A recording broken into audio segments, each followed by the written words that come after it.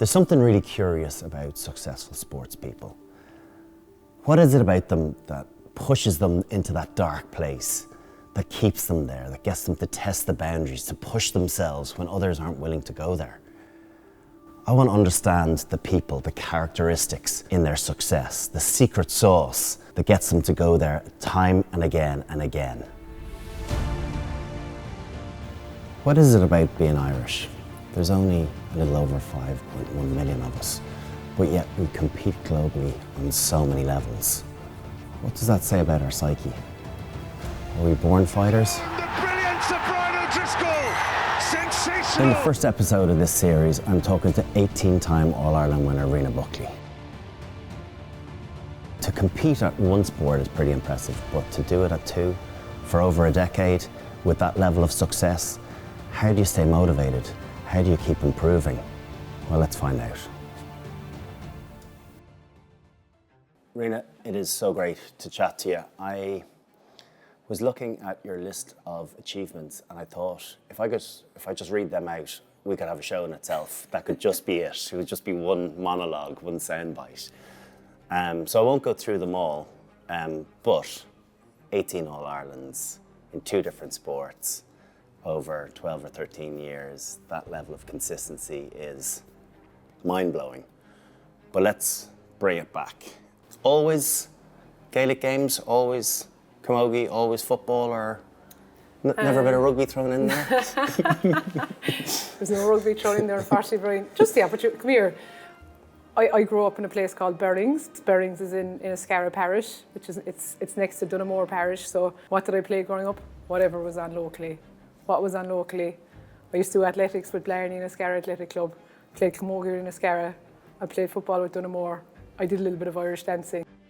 That was it. And you decided to go and play camogie or football first? So I would have played camogie first because where I'm from, it's kind of a hurling parish slash camogie parish. So while there's boys football in our parish, there's football available for the boys, there actually is no ladies football club or women's football club. So that didn't bother me as a young child. I just played camogie. But when I was in 4th class in school, our school started a ladies football team for the first time. So I had been playing football with the boys, same as everyone else. I wasn't unusual in that. And then, am I right in saying you played your first senior game as a 14-year-old? Yeah, correct, yeah. So it was with Dunamore actually in football. So I played senior football at club level before camogie, to be honest. Don't play this down. Come on, let's get the uncensored version. This is an opportunity. We're here to hear the best of you and to understand how you can have that much drive and desire from such a young age. It's not in everyone. And what is it that differentiates you? So how it came about that I played senior football at that age was, so Dunamore would have been county champions at the time, but 3 of the star players, so they would have been Juliet Murphy, Ruth Ann Buckley and Linda O'Connell, went to America on a J1. So the team was on a bit of a low. So I was, they would have known me in the club that I was an underage player playing on Cork underage teams. So they drafted me in. And I remember my first championship game, they actually played me centre back. I couldn't get over it. And they told, the manager told me beforehand, not to worry. I was marking a girl who was playing with the Cork senior team, but not to panic about it. And I was laughing. I was like, I never knew she played with the Cork senior team. If we never said anything, it would have been a lot better off, But anyway. And were you quite tall for 14? I'd say I was similar height to what I am now, but I was very slim. I've seen videos and I was, like a usual 17-year-old scrawny child, So yeah, I just played away, just did all the simple things, did nothing outrageous, did nothing poorly.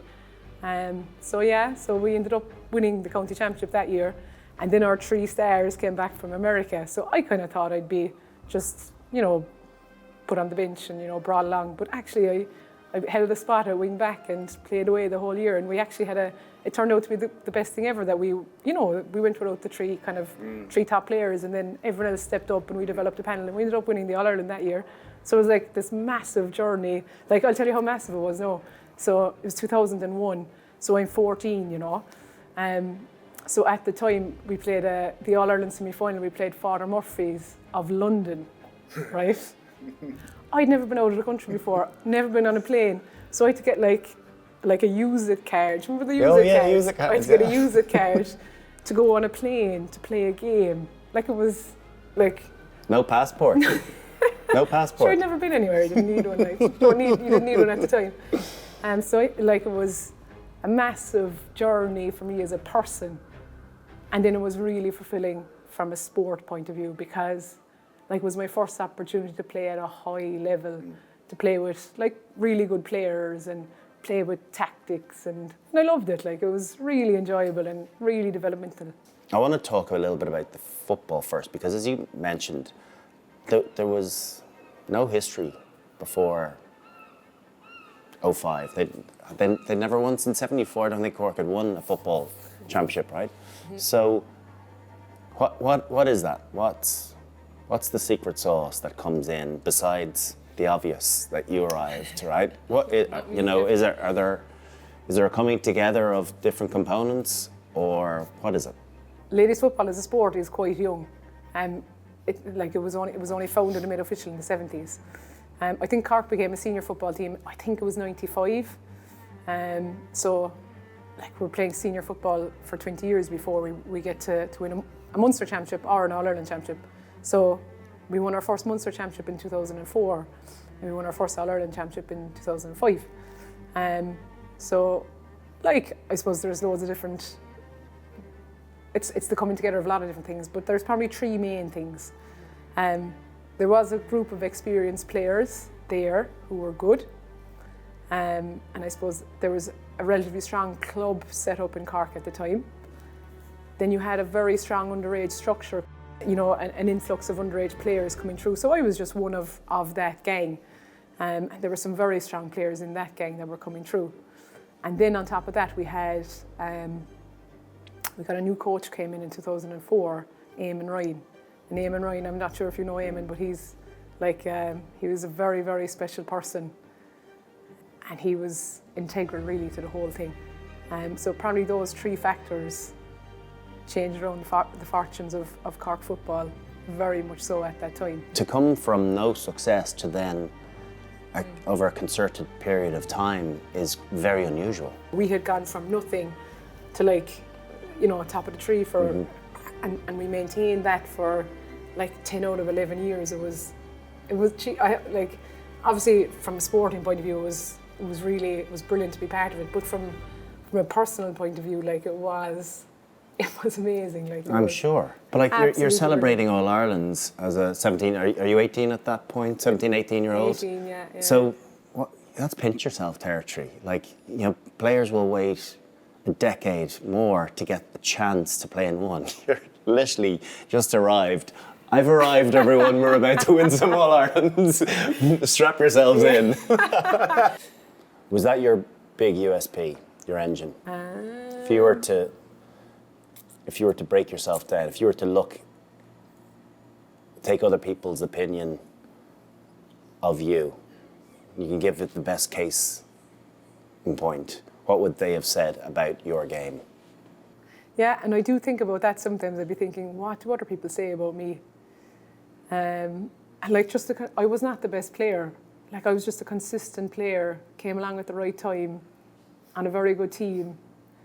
But I think probably I was a good decision maker.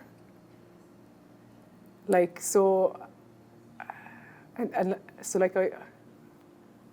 wasn't a player who could only play here, and I wasn't a one-trick pony from that point of view. I could play in a number of positions because I think I was a good decision maker.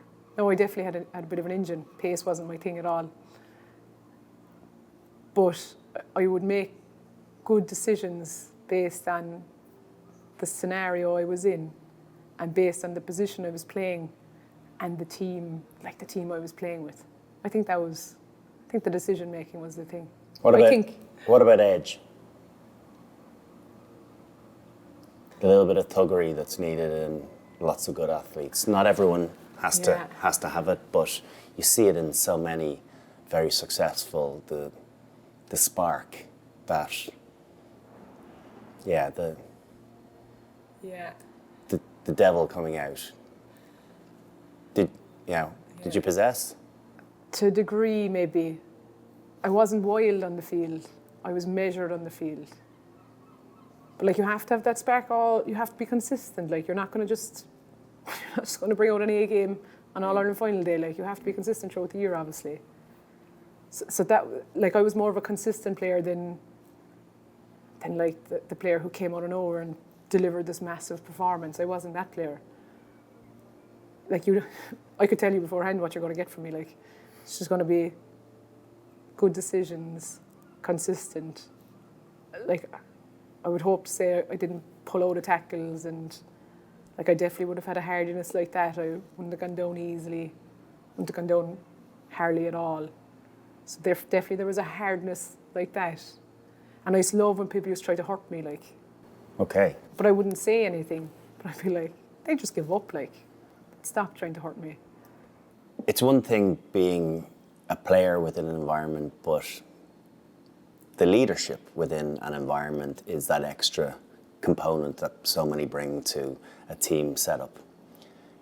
You were captain of the football team in 2010. Doesn't go your way. But then 2 years later, you're made captain again. How motivated were you that year comparatively to others with the prospect, I've got to lift that All Ireland at the end of the year? It's not something that you usually desire, but you realise that it's a huge compliment, or it's a big thing for your family, it's a big thing for your club, and it's a huge honour to be in that position. So it definitely, if there was decisions to be made that you're like, will I do this or will I not? If you're captain, you're definitely more inclined to do the right thing more often, without a doubt. So, okay, the night before an All-Ireland final when you're captain, your speech, how much is it prepared? So yeah, it's a funny thing with Gaelic games, like the speech, and It's a huge component of it. I had made a decision very early on in the year. So we had won we won the league that year, and I had been captain in 2010 as well, where we won the league and the Munster Championship in 2010. So I had made a decision earlier that, I suppose in my youth, that if I ever got a chance to be captain of a Cork team, if I was to accept a cup, I would accept it, and my speech would be As Gaeilge. So I love Irish. Am I a native speaker? No. But have I conversational Irish? Yeah, definitely. If I was given the opportunity to accept a cup, would I accept it speaking Irish? Definitely. So I was captain in 2012, and I wrote out my speech beforehand, all As Gaeilge. Did it go as smoothly as I would have hoped? Possibly not. Am I happy I did in Irish? Gone in hours, yeah, without a doubt. Uachtarán cuma fel Gael mang agus a card clear. It's more than or dumpster on Corn Brendan Martin a Glocka. Son Fern Cocky. Retiring. An easy or difficult decision? Difficult, definitely. I wasn't injured or anything. Probably could have played on with Cork for another maybe 1, 2, 3 at a stretch years. I was 30, I think, when I stepped away. I finished football a year before I finished camogie. I just became too old to juggle the two. Physically and probably just personally, and just was a lot. So why did I finish up when I finished up? Why didn't I stay going? Obviously, I still loved playing with Cork. It was still really enjoyable, still something that I loved. But I suppose the key thing for me was that, we all have so much time in the week. I wanted to commit, you have to commit so much time to work. You have to sleep, obviously. There was only so much time I wanted to commit to sport, and it wasn't enough to really play at senior and county level. So that's what it came. I wanted to give more probably to relationships and that aspect of my life. So the sacrifice part, you know, something changed there, would you say? That you weren't willing to give up as much as you had done for 12, 13 years before that? Yeah, pretty much, yeah. Yeah. Like I had no time for myself or family, because you're always on the go, you're either working or training, and you miss out on things, which I'm not cribbing about in any way. You know, you miss out on weddings and hens and all that. That's fine. So I was kind of content to reduce down the amount of time I was giving to sport and increase the amount of time I was giving to relationships is the thing. Family, friends, partner, social events, without kind of losing my head like. So after decades of annihilating a sliotar, do you still get the same satisfaction out of pucking the life out of it? I do. It's the best thing about hurling. It's a great game to play. Right, well, I haven't embarrassed myself for quite some time, so it's about time to do it. Show me how. Let's go. Great. Okay, Rena, I chose to ignore the memo, so at least I'd have some fighting chance of an excuse when I embarrass myself after you give me a lesson or two on how to puck a sliotar. A lot of the boys after training, you know, particularly the boys from Clare and Tipperary, used to shame us dubs with their technique. So I'm happy for another Munster woman to show me the way and give me a few teasers to up my skill set. So in hurling, I think it is important that you're holding the hurley correctly. Okay. So the hurley is always in your strong hand and the sliotar in your weaker hand. And the reason for it is you must control the hurley. So you do loads of things with the hurley, like, you know, batting, flicking, lifting the ball. So you must have the control is with your strong hand. Like catching the ball is an easier skill. So that's in the other hand. So that is, I think, the most basic thing. So that's your hands. Obviously, keep your eye on the ball. And then your feet, you want to try and lead with the front foot. So they're the basic things. So, perfect. Oh.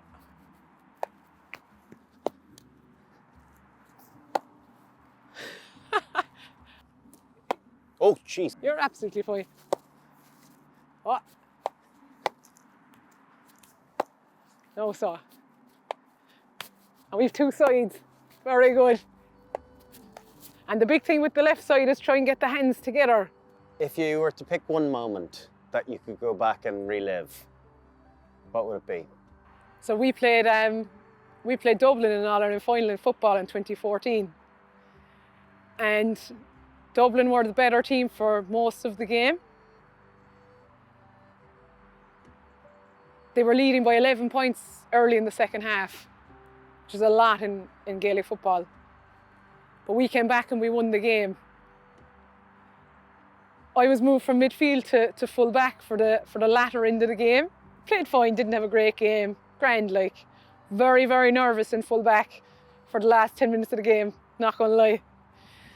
But actually, when the game ended, it was still, like, the comeback was amazing. Like, it was amazing to be part of. But I remember going into Quins after that All-Ireland and they replayed, the match was being replayed and we caught the last 20 minutes of it. And actually, that was one of the highlights. Just to see, like, fairly straight away after, within 2 hours, to see the match still be on its massive high, to be surrounded by the team, by family, by friends. There was a buzz. There was kind of an element of disbelief and an element of euphoria. It is one of the moments I will bring with me. It was just an amazing thing to be part of. So in that game, when was the moment that you thought, this is still on? Was it a case of never losing hope? Because I think it was with 15 minutes to go, you were 10 points down. So most sides are thinking, it's gone. So where is the moment within that 15-minute period did you go, they're rattled, we've got them? In the second half, I remember thinking, in the early stages of the second half, the thought crossed my mind, like, we better get respectability on this score. This looks bad. I don't want to be part of this. It wasn't about winning at that stage, it was about respectability. And I don't have the stats for you, but I remember Dublin struggling with about 15 minutes to go, 10 minutes to go, struggling to win their own kick out. They could not get up the field. They couldn't get any kind of possession of the ball. They could get no territory. And I remember thinking, if they don't win a kick out, we've got a great chance. And it kept happening. They kept not winning the kick out, and our confidence kept growing. We had more possession, and a couple of subs came in, and like, you know when they're good subs that are coming in, and you know they're scoring subs that are coming in, gives the whole team a boost. And like, that momentum got us over the line. And momentum is a massive thing in sport, I think. It's hard to break it when it's going against you, but when you have it, it's unreal. You've played in 22 All-Ireland finals, winning 18 of them. The 4 that you didn't win, do they get a thought, or have they just been parked because of the massive success that you've subsequently had? Yeah, I would definitely think of them, without a doubt. And it's funny, I would nearly remember those games more clearly. Like, I don't know, is it human nature, or, you know, and like in any of those games, I didn't play particularly well. I played full back in one of them, and we got a good old beating from Wexford in 2012, and I did not look good or feel good after the game. But it's part of sport.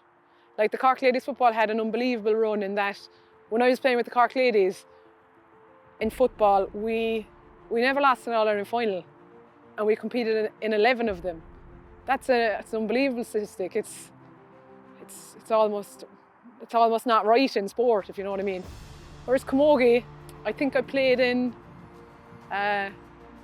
11 All-Irelands, lost 4, I think, maybe. Like, there's lessons in that too, in sport and in life. So while it wasn't ideal at the time,